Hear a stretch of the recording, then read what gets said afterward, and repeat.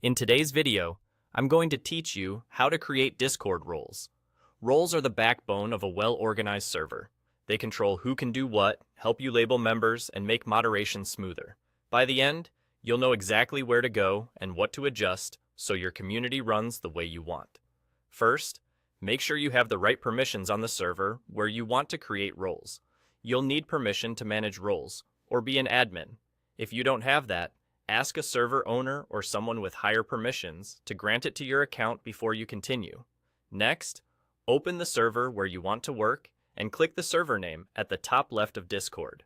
That opens a drop-down menu. From there, choose Server Settings. This takes you behind the scenes to all the tools that control how your server behaves. Inside Server Settings, go to the Roles section. Here, you'll see a list of every role that already exists. The order matters because roles at the top have higher priority than roles lower down, which affects things like permission overrides and how names appear in the member list.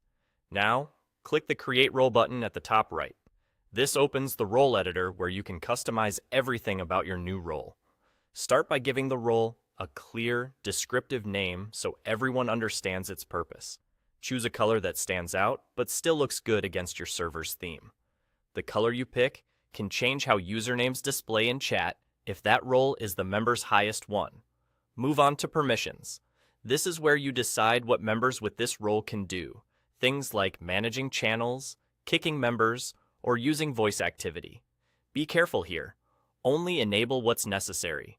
Powerful toggles, like Administrator, grant nearly full control of the server, so use them sparingly. You can also add a role icon to give it a visual identity, and adjust settings like whether the role is mentionable. If it's a role you want people to be able to tag, turn that on. If it's just for internal organization, leave it off. If your server uses integrations, you'll see options to connect links or integrations to the role. Then, include members by adding them in the role's Manage Members section.